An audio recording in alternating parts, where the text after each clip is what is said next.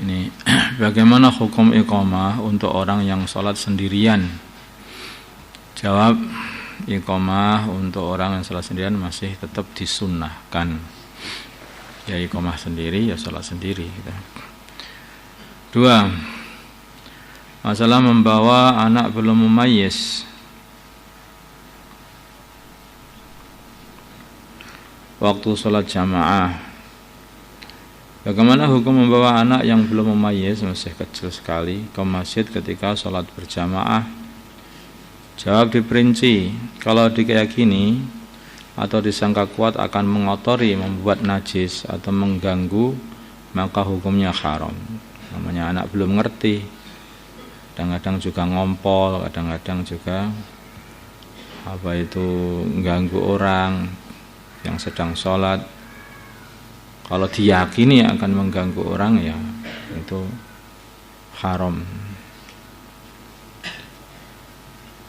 Yang kedua adalah kalau ada hajat seperti untuk mengajari supaya anak terbiasa ke masjid, dan memang anak ini sudah dibiasakan untuk kebersihan, tidak mengotori dan mengganggu, maka boleh saja dan tidak makruh. Boleh saja. Kalau tidak ada hajat dan tidak bisa dikendalikan, maka adalah makruh. Sebaiknya sebetulnya itu ya naruhnya anak itu harus berdekatan dengan orang dewasa. Nah, anak kecil kalau kumpul sama orang dewasa itu biasanya juga diem. Tapi kalau kumpul sama-sama anak kecil itu main. Ya begitu caranya. Pokoknya harus direnggang-renggangkan, jangan sampai dikumpulkan, baiknya gitu. Jari telunjuk kanan terpotong, mengangkat jari telunjuk kiri ketika tasyahud. Nah, apakah masih disunahkan mengangkat jari telunjuk kiri jika jari telunjuk kanan terpotong ketika bertasyahud? Asyhadu alla ilaha illallah pakai jari kiri. Itu mengangkat tangan pakai jari kiri. Ini jawab tidak disunahkan, bahkan makruh, karena berisyarah dengan tauhid dengan tangan kiri, makanya tidak disunahkan yang seperti ini. Bahkan dimakruhkan. Ya kalau memang sudah enggak ada yang kanan ya sudah.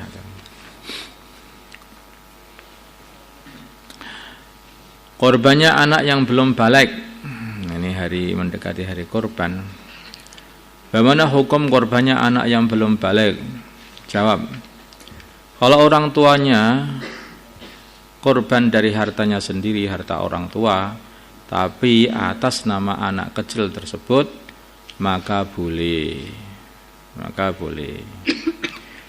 Jadi dia korban dengan harta sendiri, di atas namakan anak kecil tadi, maka boleh. Tapi kalau memakai harta anak kecil, maka tidak boleh. Harta anak kecil tadi, maka tidak boleh. Karena ini korban ini termasuk untuk tabarruk, pemberian, dan anak kecil ini belum boleh infak.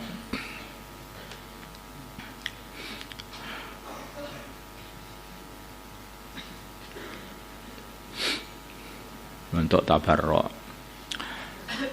Panitia menjual kulit hewan kurban. Bagaimana hukum panitia kurban menjual kulit kurban?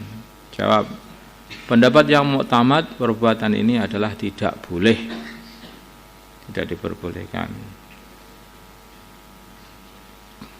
Bagaimana kalau panitia tersebut hanya sebagai wakil dari fakir miskin untuk menjualkan? Yang ini boleh.